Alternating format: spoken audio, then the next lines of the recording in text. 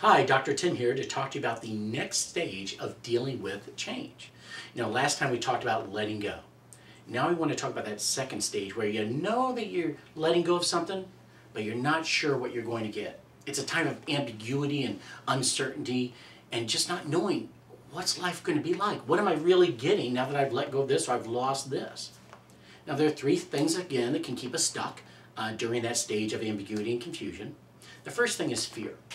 Fear is a funny thing. I got to tell you, my sons and I, we do haunted houses every year. As a psychologist, I love to do haunted houses. And I've learned a lot about how do you really scare people. Now, in the beginning, we made some big mistakes.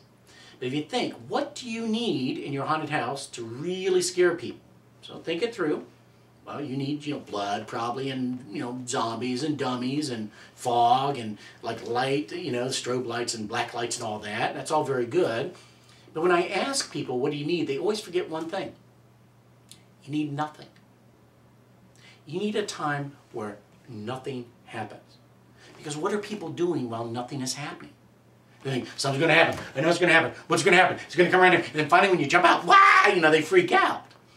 The moral of the story is people have more of an ability to scare themselves than I have to scare them. Now think about it. We do that during times of uncertainty, don't we? In ambiguity. We can scare ourselves so much worrying about the future. And that'll keep, fear is one thing that keeps us stuck. Second thing that keeps us stuck is something called negative closure. Negative closure is that tendency that in the unknown, when we don't have all the information, we fill in the gaps with all the terrible things that can happen. Hey, any of you that have had like a 16-year-old and their curfew is 11 o'clock and it's 11:30, and where does our mind go? They're in a ditch, right? Or they're up to no good. It's always something really bad. And we do this because in primitive days, that was a very adaptive mechanism. If you're walking through the woods and you hear a noise, it was good to think, that could be a bear. That's a little scary. Get ready to, run or to fight it. But that's with physical danger. In our world, where it's less physically dangerous for most of us, that negative closure can throw off our senses and can keep us stuck in times of change. The third thing that can keep us stuck is hypothesis bias.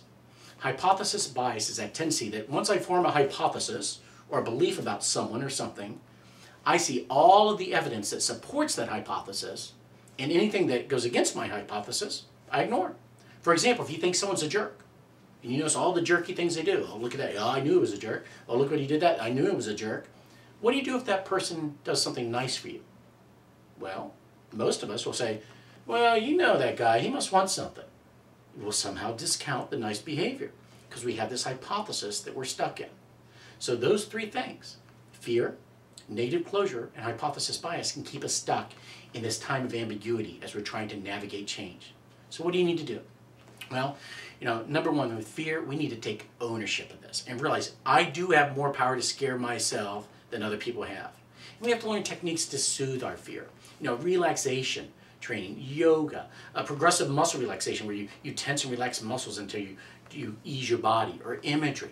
But learn some technique for easing fear and just kind of accept it's normal. In change, it's okay to be afraid. We're all afraid in change. So just kind of say, okay, it's normal. Well, let's just navigate it anyhow. So that's with fear. What do you do with negative closure? Well, one thing we have to challenge ourselves that, well, what are some of the positive possibilities? What are some of the good things that could happen in the future? In fact, instead of even saying what might happen, go to what do I want to happen? Take control of it. Be creative about it. Okay, if I'm really creative, instead of saying what are they going to do, what am I going to do to create the future I want? And then in terms of hypothesis bias, it's pretty much as simple as making sure you're studying all sides. If you think someone's a jerk, then also say, well, where might they be nice? If you think there's danger at work, you might get fired, well, think about where might I have security too? And so make sure you're studying all sides of your hypothesis so it's a fair hypothesis. In our next segment, we'll talk about the last stage and the exciting stage of rebuilding through change.